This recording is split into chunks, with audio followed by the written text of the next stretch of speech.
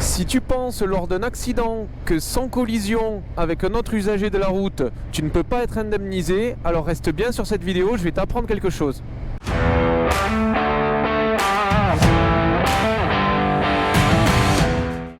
Yo les amis, comment ça va bien avec ce superbe soleil auvergnat, incroyable, avec un très bon 13 degrés aujourd'hui. On est vraiment pas mal pour rouler, ça fait plaisir de sortir de cet hiver et des quelques semaines de froid qu'on a eu. Bon les gars, par contre on n'est pas là pour trier les lentilles, on va aller directement sur le sujet du jour. J'ai envie de vous parler accident et surtout tout ce qui est les procédures qui encadrent et qui entourent les accidents pour essayer de ne pas vous faire avoir et que vous appreniez des choses, parce qu'on est vraiment, je trouve, pas suffisamment formé lors du passage du permis sur ces thématiques-là. Alors je vous explique pourquoi je vais vous parler de ça aujourd'hui. Il m'est arrivé un petit accrochage, mon premier accrochage en tant que jeune motard, très récemment, il y a 2 mois. Et j'avoue qu'il y aurait des trucs que j'aurais aimé savoir avant d'avoir cet accident et qui m'auraient évité pas mal d'embrouilles.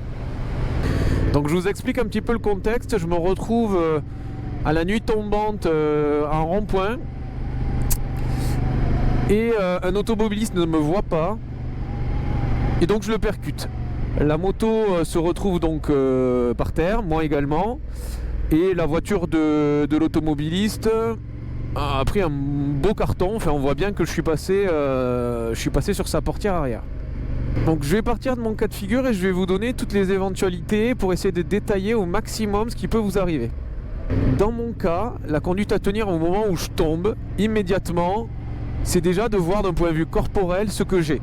Donc je me relève pas immédiatement, je m'assure bien qu'au niveau de mes chevilles je n'ai rien, les jambes tiennent, que j'ai rien de cassé, et je laisse doucement l'adrénaline redescendre.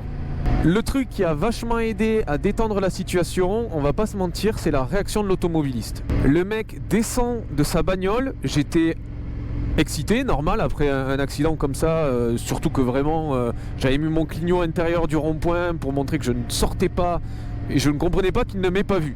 Donc j'étais assez échauffé au moment de me relever. Lui vient vers moi et me dit immédiatement: désolé, je ne t'ai pas vu. À partir de là, qu'est-ce que vous voulez dire un mec qui vous dit ça? Moi je veux dire, le mec me dit qu'il m'a pas vu, bah il m'a pas vu, je vais pas l'embrouiller, lui dire ouais je sais pas quoi. Enfin, dès que les gens reconnaissent leur tort, je trouve qu'on est sur des situations où immédiatement la tension elle descend. Et je me relève, je m'aperçois que je n'ai que des plaies superficielles, que tout va bien, que la moto elle-même n'a pas grand chose. Premier réflexe les gars, premier réflexe, une fois que vous êtes assuré de l'essentiel, c'est-à-dire que vous allez bien, que corporellement il n'y a rien, vous n'avez rien cassé, ou vraiment des légères égratignures, vraiment dites-vous que 80% des emmerdes, et même peut-être plus, sont derrière vous, il n'y a aucun souci. Des chevilles, des épaules, on en a tous qu'une paire. Dites-vous bien que vous, des séquelles à vie sur une articulation, sur un os, sur des plaies qui cicatrisent mal, c'est quelque chose que vous ne rattraperez jamais, et que donc il vaut mieux clairement que la moto soit déglinguée et que vous n'ayez rien plutôt que l'inverse. Maintenant que les beaux discours sont finis, j'aimerais vous dire un truc qui est très important sur cet aspect de blessure légère. Je me retrouve, je vous mets la photo, avec une plaie au niveau du dos du pied, à la base de la cheville, à l'avant de mon corps, une plaie qui est très superficielle mais assez grosse et très douloureuse. On ne redira jamais à quel point l'équipement c'est vraiment la base. Tous les endroits où je me suis fait mal lors de cet accident ont roulé, d'accord, j'étais à 30, je me suis viandé à 30 km/h. Tous les endroits où je me suis fait mal, où j'ai gardé des plaies qui ont été un peu lentes à cicatriser, c'est des endroits où je n'avais pas d'équipement. Ça m'a servi de leçon là-dessus. Je ne sors jamais, plus jamais, sans mes chaussures de moto et éventuellement mon pantalon. Ou alors c'est vraiment quand je vais juste chercher le pain au bas de la rue, mais même là c'est une erreur. Vais à toi mon ami. Pour toutes ces petites blessures superficielles, l'info numéro 1 que j'aimerais vous faire passer, c'est que ces blessures superficielles, vous ne savez pas quand vous rentrez chez vous le soir d'un accident, si elles vont le rester ou pas. Je vous conseille à 100%, dans le cas d'égratignures légères, mais quand même vous vous dites ça va prendre du temps à cicatriser et c'est douloureux, de déclarer les sinistres en corporel. Pourquoi ? Tout simplement parce qu'un sinistre est déclaré initialement comme corporel, vous savez que vous devez faire la déclaration à l'assurance très rapidement. Tout sinistre déclaré en corporel peut se basculer en non corporel, c'est-à-dire avec non blessure. Par contre, si vous déclarez un sinistre sans dommage corporel, vous ne pourrez pas revenir en arrière. Et franchement, même des plaies qui vous semblent superficielles peuvent mal cicatriser, vous amener à être embêté dans votre travail, dans vos loisirs, dans plusieurs mois après l'accident, et donc être éligible à une compensation financière. Je vous conseille d'aller au bout de la démarche. Si vous avez des plaies que vous souhaitez les faire constater, pas la peine forcément d'aller voir un médecin généraliste ou quoi. Vous allez dans une pharmacie, vous faites une téléconsultation, vous montrez vos plaies et le médecin qui est en face, à l'autre bout de son ordinateur, est en capacité de vous délivrer un certificat de constatation médicale qui sera valable pour votre assurance. Vaut mieux le faire, parce qu'au cas où vous n'en auriez pas besoin, 3 semaines plus tard, vos plaies sont impeccables, vous n'avez aucune séquelle, vous oubliez, vous déchirez le papier, vous appelez votre assureur, vous lui dites bon écoutez, finalement c'est pas un sinistre corporel, c'est que matériel, et ça s'arrête là, c'est tout. Donc ça, première chose. Ensuite, ce que j'aimerais vous dire, dès que vous vous mettez sur vos deux pieds, que vous apercevez que ça va, maintenant on passe sur le versant matériel. Très très important les amis, prenez des photos. Prenez des photos dans tous les sens. On ne vous reprochera jamais, votre assureur, la partie adverse, n'importe qui, on vous reproche, l'expert ou je sais pas qui, ne vous reprochera jamais d'avoir pris 100 000 photos.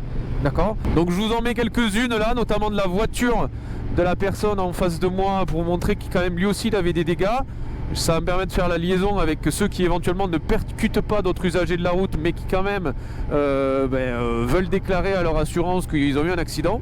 Et j'en profite pour vous faire aussi, pour vous montrer les dégâts sur la moto. Donc vous voyez que j'ai pas eu grand chose. Il y a les tote blocks, donc les petits boudins que vous avez sur le côté. Il m'a vraiment bien sauvé toute la partie motorisée de la moto. M'a permis d'avoir très très peu de dégâts. Et vraiment c'est quelque chose que je recommande pour les jeunes motards. Mettez des top blocks, c'est pas très esthétique, c'est pas très beau, hein. Ça coûte pas cher, c'est pas, vous rajoutez pas un prix exorbitant et vraiment ça vous sauve en cas de chute à petite vitesse de manière assez spectaculaire. Dernière info qui me semble importante et que les auto-écoles ne développent à mon sens pas suffisamment, le constat.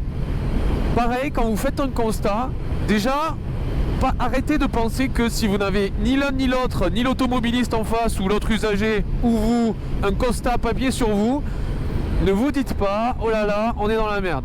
Parce qu'il y a des solutions numériques, il y a une application qui est faite par un consortium, un rassemblement d'assureurs qui marche très bien, qui aura la même valeur juridique qu'un constat papier, d'accord ? Petit aparté à ce niveau-là, effectivement, on s'est retrouvé dans cette situation-là lors de mon accident, donc ni l'un ni l'autre on avait des constats papier, donc on est parti sur cette version-là numérique, et elle est bourrée de bugs cette appli, elle est un peu chiante, alors peut-être que depuis, là ça fait 3 mois, j'ai vu qu'ils avaient fait des mises à jour, peut-être qu'ils ont patché ça parce que je leur ai fait remonter en avis le lendemain de l'accident pour leur dire que c'était quand même assez emmerdant. Il y a pas mal de bugs et moi notamment, on remplit le constat tout en entier, tout va bien, c'est impeccable. Et au moment de signer, impossible de signer, donc vous avez un petit pavé numérique qui vous permet de passer le doigt et de tracer votre signature. Et là, impossible de valider pour une raison que j'ignore complètement. Ah, il n'avait pas mis le quignon, mais bonjour monsieur. Pour une raison que j'ignore complètement. Et donc ça a fait tout planter, on s'est retrouvé complètement emmerdé et coincé parce qu'il n'y avait pas de solution, avec un constat complètement rempli mais invalidable. Donc normalement cette appli elle marche impeccable, ce jour-là elle ne fonctionnait pas. Dans le cas où elle ne fonctionne pas, effectivement il va falloir trouver une autre solution. Et heureusement je suis tombé sur un gars hyper honnête et également qui habitait juste à côté de l'endroit de l'accident, et donc on est allé chez lui, il avait des exemplaires papier chez lui de constat dans son autre véhicule et ça s'est très bien passé à partir de là. Mais si ni l'appli marche et vous n'avez pas la possibilité d'avoir en papier des constats sur vous, effectivement vous allez être embêté. Un constat peut se réaliser a posteriori de l'accident, mais encore une fois si la personne s'en va et je sais pas, qu'elle vous donne des coordonnées erronées, dans le but de ne pas se faire repérer ou de passer entre les mailles du filet, bah effectivement vous êtes chou blanc quoi. D'où le lien avec ce que je vous disais tout à l'heure, prenez des photos de la plaque de l'individu, parce qu'une plaque ça permet de retrouver les personnes et ça vous assure complètement de ne pas avoir affaire à quelqu'un qui vous ment ou qui vous donne une fausse identité. Ensuite, pour la partie remplissage de constat en elle-même, effectivement, tous les assureurs vous le diront, il y a des cases. Alors attention, ce que je vais vous dire n'est absolument pas une incitation à mentir sur la déclaration, d'accord? Mais il y a des cases, vous savez que si vous les cochez de votre côté ou si la partie adverse, l'autre usager, les coche, il va forcément être en tort ou presque. Je pense à la case, par exemple, changer de fil, changer de voie, qui est une case quand vous la cochez, qui veut dire, même si vous avez mis votre clignot, que vous n'avez pas contrôlé suffisamment votre environnement et que vous êtes donc en tort s'il y a eu un choc éventuel. Donc quand vous remplissez un contrat, remplissez-le de manière authentique, c'est-à-dire ne mentez pas, c'est absolument pas le propos de ce que je suis en train de vous raconter. Mais par contre, si l'autre personne essaie de cocher des cases de son côté ou du vôtre qui ne correspondent pas à la réalité, soyez conscient que vous pouvez tomber sur des gens qui ont l'habitude de faire comme ça et qui ont déjà fait des constats et qui savent comment ça fonctionne et qui cherchent à ramener des torts sur vous là où éventuellement il n'y en a peut-être pas. Dans le cas où vous n'êtes pas d'accord avec l'autre usager, ne signez tout simplement pas le constat. C'est pas la peine de monter dans les tours, d'en venir à les insultes ou je sais pas quoi, à monter vraiment en pression. Juste dites je ne signe pas et ça s'arrête là. Et personne n'est obligé de signer un constat. Après c'est les deux assureurs qui vont entre eux régler le problème. Ça ne veut pas dire que vous pouvez partir en mauvais termes ou vous embrouiller. Ça veut juste dire que vous signifiez à votre assureur que vous n'êtes pas d'accord avec les indications que fournit l'autre personne. Il vaudra toujours mieux ne pas signer un constat, puis a posteriori donner des indications supplémentaires, avoir des témoins qui contredisent ce que l'autre usager a éventuellement constaté, plutôt que de signer un constat qui ne vous convient pas. Derrière, vous n'aurez pas de possibilité de changer des éléments. Ah, attention au milieu de la route, le petit toutou. Bonjour madame, bonjour monsieur. Et maintenant, comment on fait pour en venir à ce qui vous intéresse, si le début de la vidéo vous a parlé? Comment je fais si, en plein milieu de la route, un automobiliste me coupe la route ou un autre motard ou j'en sais rien, que je cherche à l'éviter, ce qui est toujours une solution qui est intéressante pour un motard de ne pas entrer en choc. Je cherche à l'éviter et en faisant cette manœuvre, la moto se retrouve par terre. Beaucoup de gens vous diront que dans ce cas-là, vous n'avez pas maîtrisé correctement votre véhicule, donc c'est vous qui êtes forcément en tort. Ce n'est pas vrai. Pas vrai, mensonge, mensonge, faux d'état, mensonge, perroquet, vous n'êtes qu'un perroquet, monsieur. Vous pouvez très bien perdre le contrôle de votre véhicule dû à la faute d'un autre usager, et auquel cas vous ne pouvez pas être tenu pour responsable d'un accident que vous pourriez être amené à subir de la faute d'une mauvaise conduite, d'un mauvais comportement d'une autre personne, même si vous ne l'avez pas percuté. Par contre, effectivement, si l'autre individu s'en va, que vous n'avez pas relevé sa plaque, qu'il n'y a pas de témoin, que vous êtes seul sur une route ou quoi, V à toi mon ami, elle est belle celle-là, dis donc. Ah, il y a un deuxième, putain, ils sont trop beaux. Trop beaux les gars, magnifique. Effectivement, si vous faites parvenir une déclaration, donc un constat unilatéralement, c'est-à-dire signé que par vous, qui n'identifie pas un tiers responsable et sans témoin oculaire qui atteste de votre version, votre assureur a aucun moyen de savoir que vous vous êtes planté dû à quelqu'un d'autre, ou peut-être que vous êtes planté tout simplement tout seul dans un virage et que vous cherchez à faire passer ça sur l'assurance de quelqu'un d'autre pour avoir à éviter de payer des frais de réparation. Donc effectivement là pour le coup n'attendez pas grand chose de cette vidéo. C'est pour ça qu'il est toujours très très important quand vous êtes sur un accident sans collision d'essayer de trouver des témoins sur place qui ont vu ce qui s'est passé et qui corroborent votre implication et vos remarques, votre observation de la chose. Donc là tout simplement vous allez rentrer chez vous, vous allez faire un constat tout seul avec la plaque d'immatriculation de l'usager, les coordonnées, le nom et les prénoms des éventuels témoins, etc. Vous allez le faire parvenir à votre assurance comme si vous l'aviez fait ensemble, et après c'est l'assureur qui va revenir vers vous et qui va vous donner la procédure à suivre pour avoir l'indemnisation en rapport avec l'assureur de l'autre usager. Bon, maintenant qu'on a vu tous les cas de figure pour des constats avec des accidents que vous considérez responsables ou non responsables en totalité, j'aimerais qu'on parle de la suite. En fait, qu'est-ce qui se passe après? Vous allez voir un expert. L'expert il va chiffrer, son but il n'est pas contre vous, il n'est pas pour vous, il est vraiment très neutre. Son but ça va être de chiffrer les dégâts sur la moto. Les gars, encore une fois, je vous donne un tips énorme. L'expert que vous avez qui chiffre les dégâts sur votre moto n'est dans la plupart des cas, ou en tout cas moi c'est ce qui m'est arrivé, n'est pas un expert en fait. Plaît-il ? Ouah, le mec il tue les experts, il rentre dans le lard direct. Non, non, non. Souvent ces experts-là, c'est des experts qui font 99% de bagnole. Et donc ils vont vraiment être à l'aise avec le fait de chiffrer les dommages sur une voiture. Je suis tombé sur un expert qui, dès le début de l'expertise, m'a dit bon, par contre, ma moto, j'y connais rien, va falloir m'aider. Un expert, son but, c'est pas de chiffrer à la fourchette haute vos dégâts, mais par contre, il faut que vous lui amenez son regard aux endroits effectifs où il y a des dégâts sur votre moto. Donc, moi, de manière hyper concrète, il y avait des pièces de la moto qu'il ne connaissait pas, où il n'avait pas forcément fait attention aux dégâts éventuels parce qu'elles étaient à des endroits un petit peu interne de la moto. J'ai dit regardez bien là, regardez bien ci. Notamment il y avait le bouchon du carter huile qui était râpé et ça se voyait que si vraiment on avait bien inspecté la moto et qu'on savait à quoi elle ressemblait auparavant, on pouvait pas le voir autrement. Donc j'ai dit regardez là et tout. Et j'ai pas orienté en ma faveur son expertise, j'ai juste fait en sorte qu'elle soit totalement véridique et complète. Autre truc très important pour les experts et qu'on oublie très très souvent, je vous le dis vraiment, en gros tips encore, venez avec vos équipements du jour de l'accident. Parce qu'il va pouvoir regarder tous les détails de l'équipement qui a morflé. Je vous rappelle qu'un casque, en théorie, s'il tombe une fois, il faut le changer. Les mousses à l'intérieur ne sont plus aussi performantes qu'elles étaient initialement. Donc un casque qui tombe, même si vous le tombez d'une chaise, d'une table ou quoi à l'arrêt, normalement, si on suit les procédures d'usine et des manufacturiers, il faut le changer. Donc je vous raconte même pas pour un accident.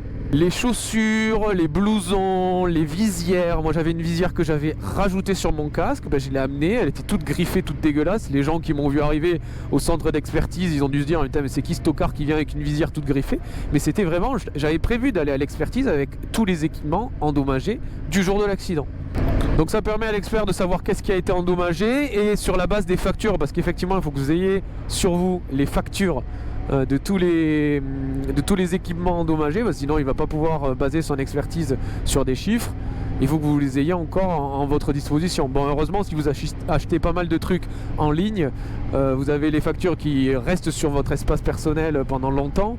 Et si vous achetez sur des magasins physiques, moi je suis un peu des deux, tout simplement je les appelle, je leur dis voilà, notamment là dans mon cas précis, c'était le blouson, je l'avais acheté, il avait 6 ans, donc vous voyez la vétusté du bazar. Donc j'en ai pas tiré grand chose, mais je l'avais acheté dans un magasin physique. Vous doutez bien que 6 ans après, je savais pas exactement où était forcément la facture de mon blouson. J'ai appelé le magasin qui existait encore, heureusement, parce que s'il ferme c'est un autre problème. Mais j'ai appelé le magasin directement, je leur ai dit voilà, je suis monsieur Untel, je vous ai acheté un blouson de telle marque, de tel modèle, telle année, a priori tel mois, est-ce que vous pouvez me retrouver la facture? Et c'était terminé, ils me l'ont renvoyé, je l'avais par mail dans les 15 minutes qui suivaient. Donc on a les moyens quand même si vous conservez pas les factures, que vous n'êtes pas comme ça dans votre rangement administratif, d'avoir toutes les factures à notre disposition. Dernier point qui me semble super important, c'est par rapport au garage du lieu de votre réparation. Donc vous avez fait l'expertise, l'expert a chiffré les dommages à votre moto et à votre équipement. Vous allez avoir deux possibilités, soit de vous tourner vers un garage qui est agréé pour votre assurance, soit vers un garage non agréé. Ça change honnêtement rien du tout. Allez vers un garagiste en qui vous avez confiance et qui fait du bon boulot. Alors qu'est-ce que ça change du coup d'avoir cet agréé non agréé? Tout simplement, c'est pour l'avance des frais. Si vous allez chez un garagiste non agréé, vous allez devoir faire l'avance des frais de réparation et donc de donner l'argent en amont du remboursement par votre assureur. Mais là où je vous dis que ça change pas grand chose, ce que je viens de vous dire, vous allez vous dire mais moi j'ai pas forcément, 2000 € de réparation à avancer à un garagiste, donc si ça change forcément quelque chose pour moi. Non, parce que la plupart des garagistes, s'ils sont honnêtes, ils ont l'habitude, je veux dire, vous n'êtes pas le premier qui arrive avec des gros devis. Si c'est un accident de non responsable, ils ont quand même l'habitude, donc ils vous demandent un petit peu les détails, avec le rapport de l'expert ils regardent, et ils vont vous dire qu'il y a la possibilité de faire le chèque, d'attendre le remboursement assurantiel, donc d'attendre d'avoir l'argent sur votre compte et d'encaisser le chèque. Eux, ils n'ont aucun intérêt à encaisser un chèque sur lequel vous n'avez pas les provisions nécessaires, donc vous n'avez pas le montant du chèque sur le compte, et de se retrouver avec un chèque en bois ou un chèque qui ne passe pas à l'encaissement. Donc ils sont pas idiots, ils vont attendre, vous leur donnez le feu vert une fois que vous avez le montant, et puis voilà, c'est tout. Donc c'est pour ça que je vous dis qu'entre agréé et non agréé, il n'y a pas une différence fondamentale de oulala, absolument, il faut que je prenne le bon truc parce que sinon je vais me faire avoir. Allez chez le garagiste en qui vous avez le plus confiance. Oh les copains, la gendarmerie mobile, bonjour, ils sont super sympas ici. Bah oui les gars, tout le monde est de sortie, même les gendarmes, il fait super beau, ils ont raison. Voilà les gars, j'espère que cette vidéo elle vous aura bien plu, qu'elle vous servira. Alors le moins possible bien évidemment, ça me ferait plus plaisir, parce que ça voudrait dire qu'il vous est arrivé quelque chose et que je ne souhaite pas ça à ma communauté. Si jamais il y a des éléments que vous voulez rajouter à ce que je viens de vous dire, avec des tips auxquels vous pensez que j'ai pas forcément abordé parce que je suis pas forcément quelqu'un qui connaît toutes les astuces, tout ça, n'hésitez surtout pas à le mettre dans les commentaires. C'est à ça que sert la commu, c'est à ça que sert cette chaîne YouTube, c'est d'essayer vraiment d'avoir les astuces et de connaître tous les éléments qui peuvent rendre la vie du motard plus facile. Désolé si le thème de la vidéo était pas forcément ultra fun. Parler des accidents, c'est pas forcément quelque chose hyper emballant. Et pour compenser, je vous offre ce magnifique panorama, n'est-ce pas? Magnifique. J'espère que malgré le thème de la vidéo qui était pas ultra fun, ça vous aura intéressé, que je vous aurai appris des choses.